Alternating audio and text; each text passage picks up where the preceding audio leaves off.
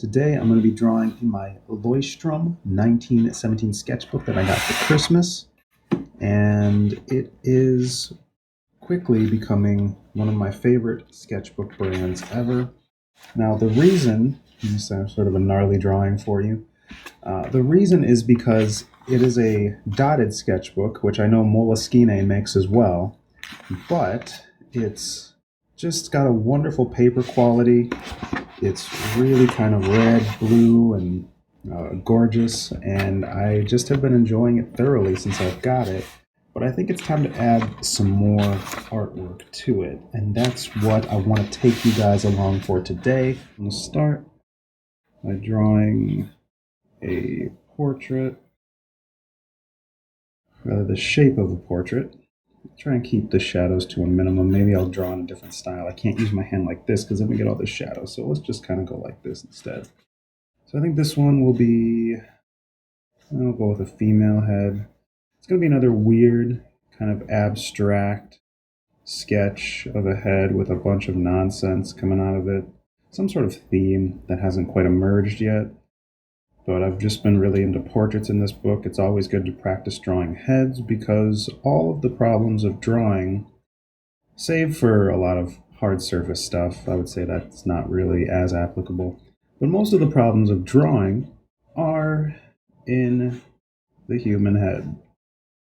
So this doesn't look very much like a girl right now. The nose is just a little bit off. Let's get some of those wing tips going. And just get some lips. I don't know what's going to be happening yet. I think we'll just do flowers for this one. Flowers are easy. Let's draw a bunch of flowers, rough in sort of a haircut, sort of a punkish girl vibe. Rough in some eyebrows. Let's use this as a moment to talk about art things, since that's what we're doing right now. So I want to welcome all the new subscribers to the channel. Feel very blessed to have you here. I have run this channel for 7 years, and we're still only just about to hit 30K, which is a testament to how much I suck at knowing what people want to see. Now, I've turned it into the beginner drawing course because that was the niche or the product that kind of took off for me, and the video that kind of took off for me, but it's been far from lucrative. You know what I mean? Like, there's a lot of artists on YouTube drawing really what to me seem like very random things, and not having many tutorials, but they're making, 5 figures a month and stuff, man. And I'm just like, how? I'm trying to find my niche, I'm trying to find my groove, but I don't think that just teaching beginners is going to be enough. I've been thinking about rebranding the channel somewhat so that I can have more success, more larger scale success, just to make this operation more feasible. Because to tell you the truth, I am kind of, and have been kind of, really tired of freelance art for the past 4 years, and I've only been doing it about 8 years. So those of you who find that you are doing something creative and you get good enough at that thing where people are like, hey, I'd pay you X amount of dollars for it. And you're like, oh, wow, that sounds kind of nice. Maybe I'll take that money, and they can kind of control the process a little bit. It's kind of a trap in a lot of ways. That skill you spent all that time cultivating, well, it's sort of really personal to you. It's something that has your mark, your emblem, your stamp on it. And sometimes people really like that stamp. They really want that emblem, that mark, that style, whatever it may be. And they want, a picture of their dog, or they want their D&D characters, or they want this or that or the other thing.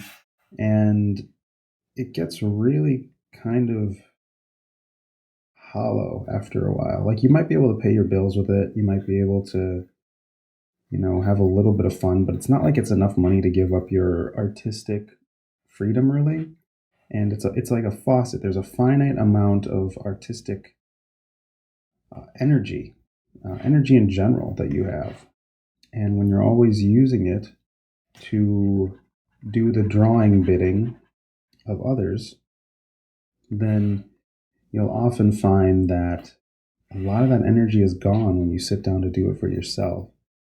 And it's really kind of hollow. You get this feeling of, oh, well, I would have really liked to work on some stuff today, but my wrist is feeling kind of tired, or my fingers are kind of hurting, or I would just rather be doing something else than staring at a screen. Um, then my challenge to you then is to find some sort of alternative method for ascertaining your income, because otherwise it just leads to more and more burnout. It doesn't get better. I've found this. I've found that, oh, it's my attitude. I've got a bad attitude. I'm gonna just try and be the best service professional I can be, and I'm gonna just go ahead and just stiff upper lip there, chap. It's capitalism. You gotta draw for people. You gotta make yourself useful in this economic machine. There's a social contract we all have to uphold, and well, boy, golly, if you're not upholding it, then what's wrong with you? Artists really don't work that way. A lot of artists really don't work that way, and I myself am one of them. I've had a fair amount of success, like a livable amount of success. I'm not making buku bucks teaching other people how to do this skill. And if you're one of those people, I'm really grateful for you getting the course and learning and going through it. I made them self-directed because it would cost you more money for me to teach you how to do the thing and to hold your hand during the process and to give you feedback. And a lot of artists, surprisingly, don't have a ton of capital to work with, a ton of money. So, what do you do then? You have all this artistic intent and all these artistic ideas. I'm gonna make spikes come out of her face because I'm feeling kind of spicy today. And it's kind of like she's a rose, or she's got rose themes, or we're going somewhere with this, I promise. And basically, you got to challenge yourself to become a little more entrepreneurial, more independent. Think of new income streams. Is it merchandise? Is it selling assets that are digital? Or did you make a whole bunch of brushes that people really like? Do you have files people really want to leaf through? Do you have a certain technique that people want to learn? How is this going to pan out in terms of creating something that there is a demand for, and a sufficient demand that you don't need to spend all your time marketing when you stop drawing? The demand that will basically start purchasing of its own volition, and the YouTube algorithm picks it up, or enough people on IG see it and click your link. It's a really interesting game to play, and there are more possibilities to win than ever before. But with more possibilities comes that analysis paralysis, and artists are chronic overthinkers anyway. You have this tendency to already second guess yourself and doubt yourself and live in this world of artistic uncertainty about your own abilities, about your place anywhere. Of course, you could join the industry. That's always a thing too. But then again, the same problems persist of you're going to be spending the majority of your energies making sure that your art director's happy, your clients are happy, etc. So the problem that we're trying to solve here is, how do you get back to making the art you love to make? How do you find an audience for that? How do you monetize that audience and give them great value, or like a unique and delightful process when it comes to the purchase, and kind of sustain yourself and grow wealth so you can, maybe help some people in your family, or so that you can have more freedom not to take those jobs out of desperation that pay not very well but take just as much time, as the jobs that do pay well. It's not an easy life as a creative. I honestly wouldn't recommend it to pretty much anyone, just because you end up in very weird zones of thinking, very weird zones of the economy.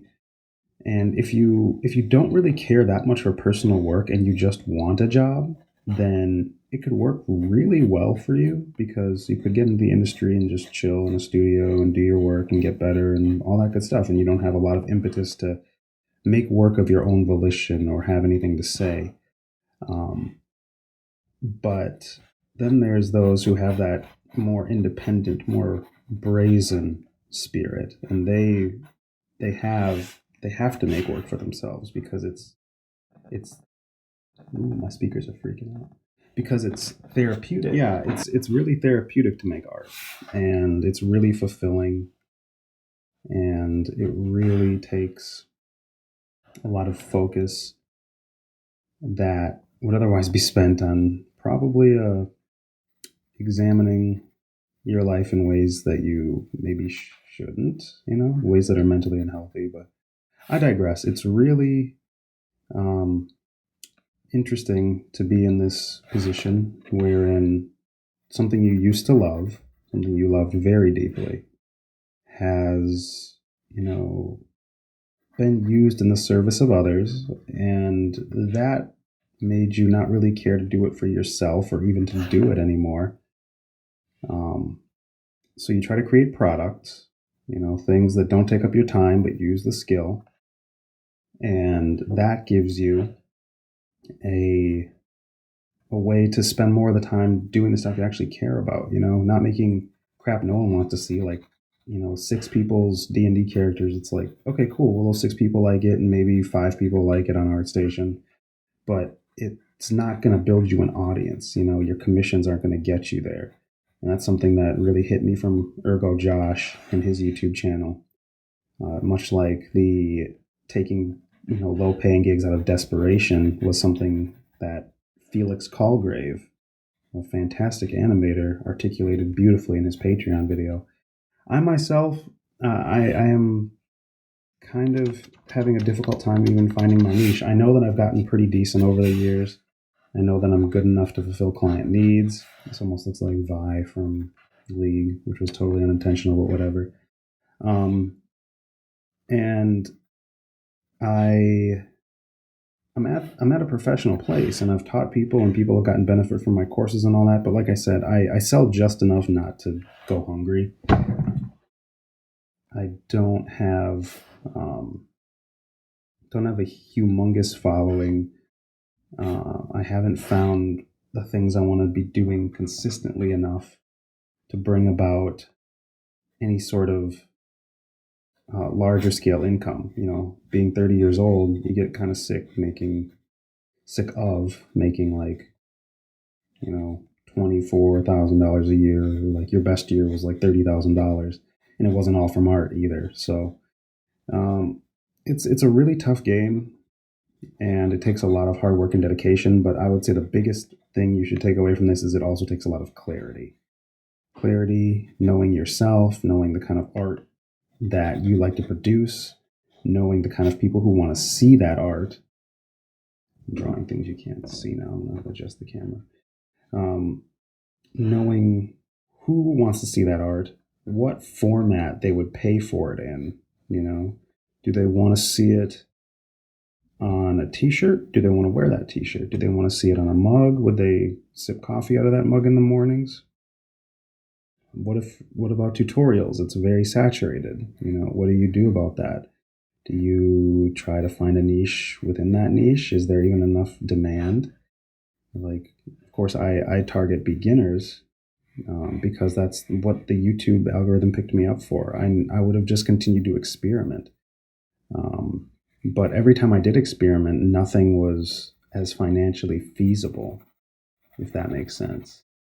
Nothing else had any propensity to make enough income to make it worth the time doing it. So, of course, there's always the option of, just go get a day job. Get that sweet 9 to 5, baby boy, and then everything will be good easy street, good happy time. And it's like, remember that soul sucking aspect we mentioned earlier of like selling your time for money? There's something about that doesn't really resonate that well with the creative soul. And a lot of people are fine just to do it as a hobby, but sitting in an office all day or bagging groceries or slinging coffee, again, not my ideal. I think I want to put some eyes inside these flowers. Let's do that. Let's make it a little creepier. Yeah, baby. Weirdness. Give it to me. So, yeah, I don't know where I'm rambling at anymore. I just want you guys to know that there are dangers to monetizing your art. For one, it's very difficult. If you provide it as a service, you will find that it's very hollow. Most of the time, like you might make people happy when you finish the commission, but you really just want to get it done. It's not about the fun anymore. Very much a job. You've lost your will to create art, possibly, and that's a very psychologically damaging thing you have to clean up after. So I would just think about while you're at this stage, because I talk to a lot of beginners because I built my channel around it, even though I'm thinking about pivoting to make it more interesting, more open, get more viewers for the art I want to make. Just think about what it is that you really want to express.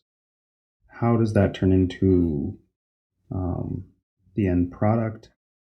What stuff have you done that people have responded to? A lot of the stuff I've showcased is pain that people have liked or found meaning in. Um, I'll go into that more later. Like I'll show you drawings that I've done that feel very personal and almost very hard to show because they are more reflective of subject matter that isn't as easy to share. But I think that that's probably the key. It's not just about pain, though. You have to showcase a spectrum of human emotion. I find that it's hard to just get caught up creating stuff based off of solely pain. You have to, sprinkle some levity in there or some sense of humor or some whimsy, something to kind of break up the monotony. It's like you can't just have a dish with one ingredient, really. You get very bored of that. So I think that this is a good place to call this particular sketch. I just wanted to do the additional sketching video to show you guys that the stuff still applies even if you're doing, traditional work or digital work, whatever the case may be. And a lot of you guys have asked for traditional drawing videos, so I thought I'd give you one, just this quick little portrait sketch. If you want to learn more about drawing, of course, you can go to thebeginnerdrawingcourse.com, check out some of the courses. There's free stuff on there too. But yeah, thanks for subscribing. Thanks for being an awesome individual. Like, thumbs up, all that good stuff. More good things coming, and I'll see you in the next video. Take care, and happy drawing.